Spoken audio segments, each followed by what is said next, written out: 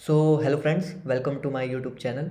सो आज से मैं एक नई प्लेलिस्ट शुरू करने वाला हूँ जिसका नाम होगा data structures and algorithms. Okay, और ये हम करेंगे सी प्लस प्लस लैंग्वेज में। Okay, so I would recommend you कि जो भी मैं पढ़ाऊँगा आप उसके नोट्स बिल्कुल बनाना, क्योंकि नोट्स के बिना आप सही से समझ नहीं पाओगे। ओके, क्योंकि डेटा स्ट्रक्चर एक बहुत ही वास्ट कॉन्सेप्ट है। ओके, बहुत ही वाइड कॉन्सेप्ट है। ओके, सो जैसे जैसे मैं पढ़ाऊँगा तो आप पुराना भूल सकते हैं, तो आपको रिवाइज़ करना है। ओके, सो बिना किसी देरी के स्टार्ट करते हैं। सो ये दो टर्म आपको यहाँ पर दिख रही होगी, डेटा स्ट्रक्चर्स एंड एल्गोरिथम्स। सो सबसे पहले हम इन दोनों टर्म को तोड़ेंगे और देखेंगे हमें क्यों पढ़ना है ये डेटा स्ट्रक्चर्स एंड एल्गोरिथम। एक चीज़ तो है कि हमें जॉब प्लेसमेंट चाहिए, सो इंटरव्यू राउंड क्रैक करना है, but why should we use it, real world में इसका कहाँ यूज़ है। सो हम इस वीडियो में सब कुछ देखने वाले हैं। सो सबसे पहले हम देखते हैं कि डेटा स्ट्रक्चर्स क्या होते हैं। ओके, सो ध्यान से सुनिएगा। ओके, अब मान लीजिए आपके पास एक ह्यूज अमाउंट ऑफ डेटा है। Okay, so it is your huge amount of data. Okay, this is your data. Okay, so अब आपको इसको स्टोर करना है। ओके, ठीक है। अब मान लीजिए ये आपके पास कोई कंटेनर पड़ा हुआ है, ये आपका एक बहुत बड़ा कंटेनर है। This is your container. Okay, अब आपको इस डेटा को इस कंटेनर में स्टोर करना है। ठीक है, तो आप किस तरीके से इसको स्टोर कर सकते हो। एक तरीका तो ये है कि आपने डेटा पकड़ा और सीधा इस कंटेनर में पटक दिया। ठीक है, बिना किसी सीक्वेंस या फिर बिना किसी स्ट्रक्चर के आपने डायरेक्ट इस डेटा को लिया और इस कंटेनर में डाल दिया। ओके, अब कल को आपको इस डेटा में से कुछ ढूंढना है, तो आप कैसे ढूंढोगे इस कंटेनर में। डेटा तो इधर उधर फैला हुआ होगा क्योंकि आपने सीधा पटक दिया था डेटा को। सो आप कैसे ढूंढोगे। सो इसलिए ये कॉन्सेप्ट आता है डेटा स्ट्रक्चर्स। डेटा को स्टोर करने का, ऑर्गेनाइज करने का एक तरीका होता है डेटा स्ट्रक्चर, तो हमें सीखना चाहिए। इससे क्या फ़ायदा होगा, जैसा आप देख सकते हैं, अगर हम डेटा को एक ऑर्गेनाइज वे में रखते, सिक्वेंसली रखते, या किसी भी एक ऑर्गेनाइज या स्ट्रक्चर वे में रखते, तो कल को अगर आप उसकी अगर आपको डेटा की नीड है तो आप उसको ईजिली फाइंड कर सकते हो, क्योंकि आपने उसको एकदम स्ट्रक्चर वाइज रखा हुआ है। ओके, सो ये तो एग्जांपल हो गया डेटा कंटेनर का। अब हम एक रियल लाइफ एग्जांपल देखते हैं जहाँ पे ये यूज़ होता है। ओके, सो मान लीजिए ये आपके आइटम्स है और आपका एक फूड स्टोर है या किसी भी तरीके का स्टोर है। ओके, सो मान लीजिए ये आइटम्स आपके क्योंकि आपका एक स्टोर है तो आप पे डिफरेंट टाइप्स के आइटम्स हो सकते हैं। मान लीजिए ग्रोसरी आइटम्स आपके पास हैं, फूड आइटम्स आपके पास हैं, क्लोथिंग आइटम्स आपके पास हैं।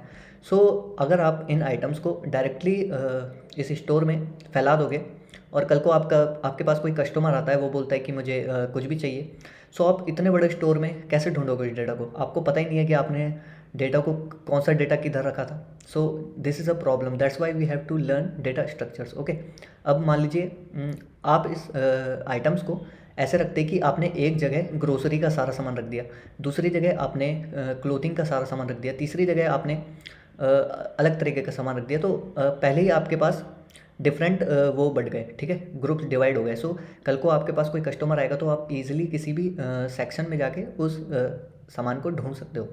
सो जैसा आपने देखा डेटा स्ट्रक्चर आपके लिए कितना यूज़फुल है।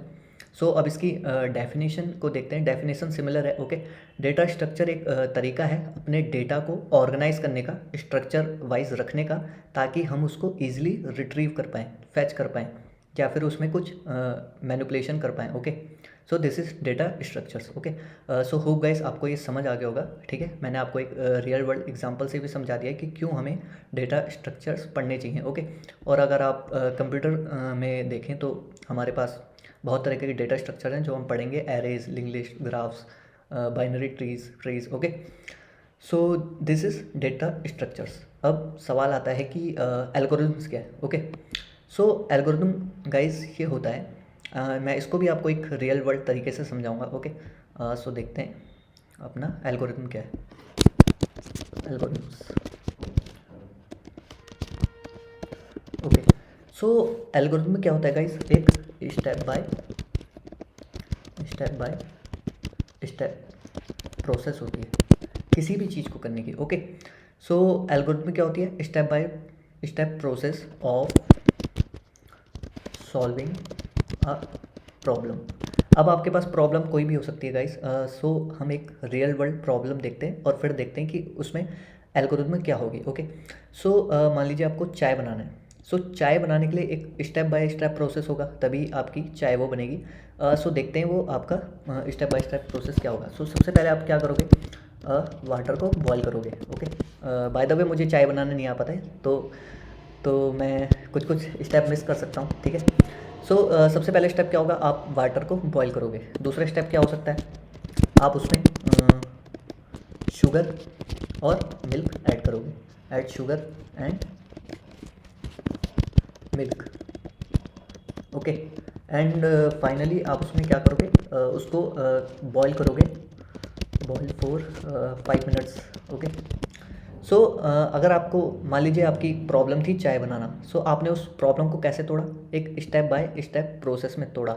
और जैसे ही ये आपने स्टेप बाय स्टेप प्रोसेस में तोड़ा, और जैसे ही आप ये सारे स्टेप परफॉर्म करोगे, तो आपकी चाय बन जाएगी। सो आपकी प्रॉब्लम सॉल्व हो गई। तो एल्गोरिथम यही होती है गाइस। एल्गोरिथम कुछ नहीं होती, एक स्टेप बाय स्टेप प्रोसेस होती है जिससे हम किसी भी प्रॉब्लम का सॉल्यूशन ढूंढते हैं, ठीक है। सो इन दोनों को कंबाइन करके ही हमारा बनता है डेटा स्ट्रक्चर्स एंड एल्गोरिथम, ठीक है। हम डेटा को स्टोर करते हैं ताकि हम उसको ईजिली ऑर्गेनाइज वे में स्टोर करते हैं, ठीक है, ताकि हम उसको ईजिली मैनिपुलेट कर पाएँ या फिर रिट्रीव कर पाएँ, ठीक है। और एल्गोरिथम में क्या होती है, किसी भी प्रॉब्लम का स्टेप बाय स्टेप प्रोसेस होता है। ओके, सो अगर आप इसकी डेफिनेशन सर्च भी करोगे, डेटा स्ट्रक्चर्स, ओके, हम W3 स्कूल्स का देखते हैं। ओके, सो यहाँ पे आप देख सकते हो, data structures is about how data can be stored in different structures. और एल्गोरिथम को क्या बोला गया है, algorithm is about how to solve different problems. Okay, so अगर आप देखोगे तो चाय बनाने के भी बहुत सारे तरीके होते हैं, ठीक है। लोग अलग अलग तरीके से चाय बनाते हैं। सो किसी तरीके से चाय अच्छी बनती है और किसी तरीके से चाय ख़राब बनती है। ओके, सो यही हमें करना है, हमें ऐसी एल्गोरिथम लिखनी है जो सबसे ज़्यादा ऑप्टिमाइज़ हो। ओके, आपको ऐसी चाय बनानी है जो सबसे अच्छी हो। सो यही हम करते हैं। ओके, सो इसमें एक कॉन्सेप्ट आता है टाइम कॉम्प्लेक्सिटी और स्पेस कॉम्प्लेक्सिटी का। सो वो भी मैं आपको बताने वाला हूँ। ओके, सो इस वीडियो में नहीं, वो मैं आपको नेक्स्ट वीडियो में बताऊँगा। सो होप आपको इस वीडियो में समझ आ गया होगा कि क्यों हमें डेटा स्ट्रक्चर पढ़ना है और क्यों हमें एल्गोरिथम्स पढ़नी है और एल्गोरिथम को ऑप्टिमाइज़ करना है, ठीक है। क्योंकि जितनी अच्छी आप एल्गोरिथम लिखोगे उतने अच्छे तरीके से आप अपने डेटा को हैंडल कर पाओगे, ठीक है। सो थैंक यू गाइस, इस वीडियो के लिए इतना ही। होप आपको समझ में आया होगा। Okay, thank you.